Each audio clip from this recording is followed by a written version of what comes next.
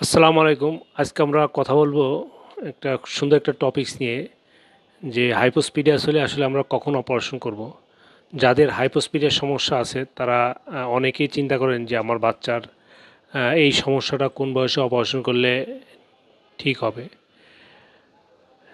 কিছু গাইডলাইন আছে, যেমন international guideline, European association of urologist বা আমেরিকান ইউরোলজিক্যাল যে অ্যাসোসিয়েশন আছে, এদের একটা গাইডলাইন আছে, বা আমরাও নিজেরাও আমাদের অভিজ্ঞতা থেকে কিছু আছে যেটা আমরা বাংলাদেশের প্রেক্ষাপটে আমরা করি। তো এই জিনিসগুলো নিয়ে আজকে কথা বলবো। ইউরোপিয়ান অ্যাসোসিয়েশন এবং আমেরিকান অ্যাসোসিয়েশন অফ ইউরোলজিস্টের যে গাইডলাইন আছে, এখানে বলা আছে যে 6 মাস থেকে 18 মাসের মধ্যে, বাচ্চার বয়স 6 মাস থেকে 18 মাসের মধ্যে অপারেশন করলে সবচেয়ে বেস্ট আউটকাম পাওয়া যায়। এখন আসি যে এই বয়সে করলে কি বেনিফিট থাকে। তবে আমি একটা জিনিস কথা বলে নিই, যে আসলে যে কোনো বয়সে হাইপোস্পিডিয়াস সার্জারি করা যায়, কিন্তু যেটার আউটকাম ভালো সেটা নিয়ে আমরা কথা বলবো। যে অল্প বয়সে করলে কি কি সুবিধা। অল্প বয়স বলতে বোঝায় যে আসলে 2 বছরের আগে, সাধারণত 6 মাসের পরে বাচ্চার যে অ্যানেস্থেসিয়া দেওয়া হয়, এটা মোটামুটি সেফ। 6 মাসের পরে বাচ্চায় যে অ্যানেস্থেসিয়া দেই, সে বয়স অনুযায়ী সে পারফেক্ট। অ্যানেস্থেসিয়ার যে কমপ্লিকেশন সেগুলোর রেট কম। এরপরে আসি যে টিস্যু হিলিং, যে আমরা যে অপারেশনটা করবো, এটা যে কসমেটিক আউটকাম, এটা আমরা যত আর্লি করব এটার কসমেটিক আউটকাম তত ভালো হবে। এই জন্য সাধারণত 6 মাস থেকে 18 মাসের মধ্যে এই অপারেশনটা করলে বেটার। আরেকটা হলো যে সাধারণত দেখা যায় যে হাইপোস্পিডিয়াস একটা অপারেশনেই ভালো হয়ে যায়, কিছু কিছু ক্ষেত্রে 2টা বা 3টাও লাগতে পারে।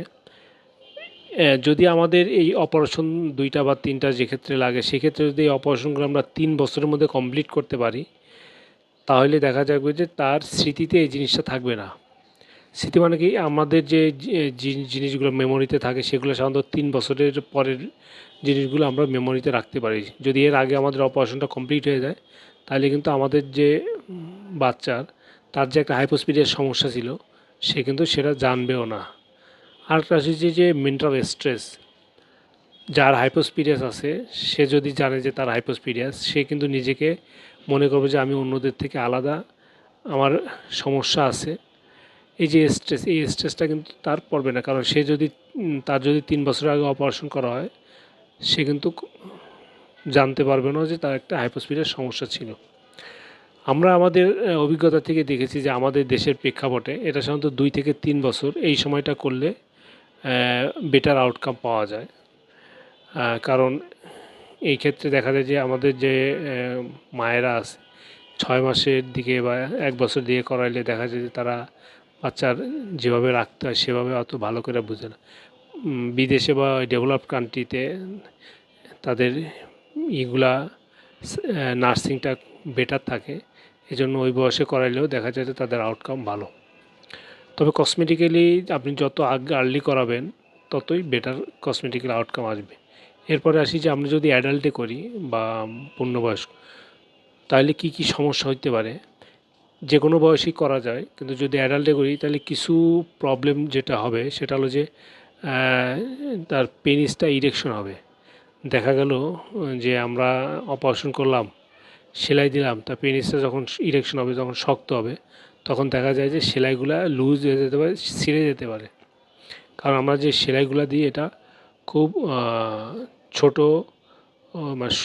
চিকন সুতা দিয়ে দিই, ফলে যখন এটা শক্ত হবে এটা ছিঁড়ে যেতে পারে। তার ফলে অ্যাডাল্টে কিন্তু রক্ত চলাচল খুব বেশি থাকে, এই কারণে প্রচুর ব্লিডিং হয়, যেটা কিন্তু বাচ্চাদের সাধারণত হয় না। তারপরে যে টিস্যু যে ইলাস্টিসিটি আছে, এটা কিন্তু যত বড় হবে এটা কিন্তু কমে যাবে। এজন্য কিন্তু কসমেটিক আউটকাম অ্যাডাল্টে করলে এটা কম হবে। তারপরে আরেকটা হলো যে বাচ্চারা যেই প্রেশারে প্রস্রাব করে, অ্যাডাল্ট কিন্তু তার থেকে খুব বেশি প্রেশার দিয়ে প্রস্রাব করে।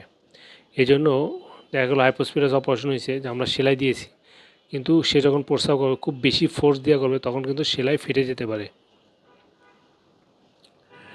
তবে যে কোনো বয়সে অপারেশন করা যায়, আর যদি অ্যাডাল্টে করতে হয় সেগুলো খুব প্ল্যানিং করে করতে হয়। এই জন্য যারা জন্মগত ত্রুটি নিয়ে কাজ করে পেডিয়াট্রিক সার্জন, আপনার এই ধরনের কোনো সমস্যা থাকলে অবশ্যই পেডিয়াট্রিক সার্জন বা পেডিয়াট্রিক ইউরোলজিস্টের কাছে যাবেন, যারা দেখে একটা ভালো প্ল্যানিং করে অপারেশন করবে, তাইলে এটার আউটকাম বেটার হবে। ধন্যবাদ সাথে থাকার জন্য। হাইপোস্পিডিয়াস নিয়ে যদি আপনাদের কোনো কোশ্চেন থাকে, আমাদের যে হাইপোস্পিডিয়াস কেয়ার সেন্টার আছে অ্যালায়েন্স হসপিটাল, এখানে আসতে পারেন, অথবা আমার নাম্বার দেওয়া থাকলেও আপনার যে কোনো সময় নক করলে হোয়াটসঅ্যাপে আপনারা যে কোনো কোয়েশ্চেনের অ্যান্সার পাবেন। ধন্যবাদ সাথে থাকার জন্য। খোদা হাফেজ।